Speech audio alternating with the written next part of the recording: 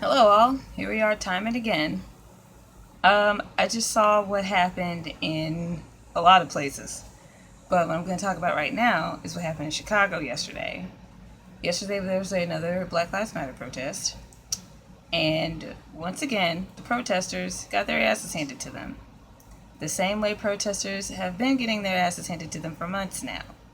Now, by now, most people have learned that you need a helmet, gas mask, dress in all black, nothing that they can recognize you in after that person got arrested from them being able to track an Etsy shirt, and a whole other list of lessons that Chicago just did not like.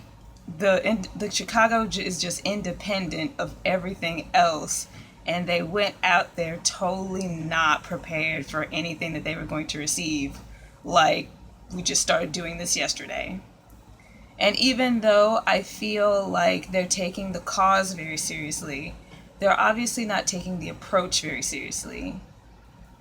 It just now took Portland to understand that you need shields to go up against these cops, because even though for the most part they've been abiding by not using lethal force, although tear gas is obviously questionable, and what is lethal is only being considered as what is directly affects you, but not like directly affects the other parts of you, or like it can kill you right then, basically.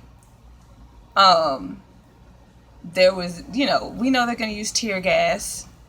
I didn't see anybody with any gas masks on. I'm sure there were some people there that were smart enough to bring gas masks, but I didn't see any of them. I didn't see too much more than a bike helmet on most people, if that. A lot of people were out there without helmets on.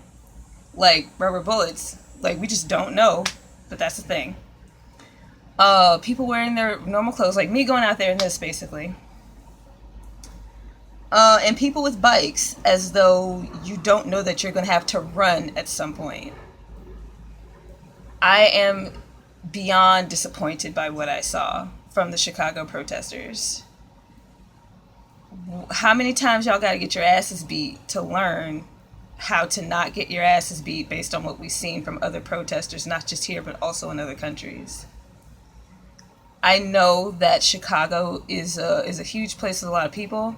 There are hundreds, if not thousands, of protesters there. I get that. No excuse to be stupid. There are hundreds of thousands of protesters in Portland and everywhere else.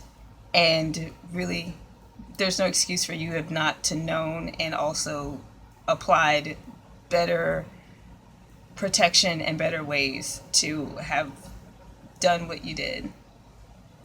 Of course, being a smaller protest probably would have helped, especially with the shields. And establishing a front line might be easier, but like, there's nothing some organization can't do. Like, nothing I'm saying is far from impossible. Even if you couldn't get the shields out, like they finally figured out how to do in Portland, which they've been doing for a long time in Hong Kong, y'all could have at least dressed way more appropriately, had bats or some shit, could have had more people with skateboards ready to hit the police back, shit like that. Like, if you want a head concussion, that's your personal business. I'm saying this assuming no one wants to get the shit bit out of them, but y'all sure weren't out there acting like it. A lot of y'all had on short sleeves and got burns. Of course, they can't get all of you. There's always going to be more of you than there are of them. But the people at the front are the first ones to get got, and you never know who's going to end up at the front in all of the commotion if y'all don't have that planned out already. So yeah, I would just love to see more preparedness, more readiness, better performance, and if you're going to have that many people, definitely have some medics. Not to say medics weren't there. The medics were in a different location, which is probably a good idea until the cops came over there too. And have a high ground approach. There's a lot of high ground you can take in Chicago. I've been there, I've seen it for myself.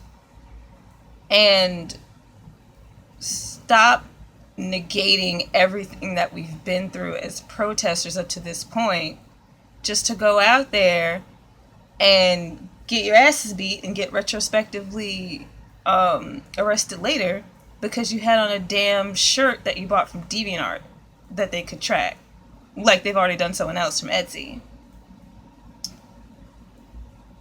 Uh, Also, I don't know what to say about Des Moines. Des Moines, I love you, but my God. Also, shout out to Iowa. I've seen pictures and stuff of that storm that came through, almost a hurricane, from what I understand the nature of the storm. But like, that's terrible, and I hope y'all are okay.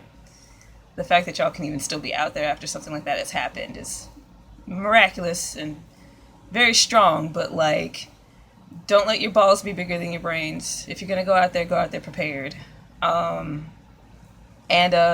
if you're gonna seriously be out there, don't post your route on. I know somebody else made that look cool. That was obviously a trap to waste the police time. You don't really fucking post your protest route on the internet where everybody can see it, including the police. In the event that you actually already knew that and you didn't get your asses handed to you, great. In the event that you didn't know that and you actually did get your asses handed to you, what the fuck were you thinking? Why did you do that? But that's going to be the end of this TED Talk. I'll see y'all later. Take care of yourselves and each other and fuck the police and don't be stupid at protests.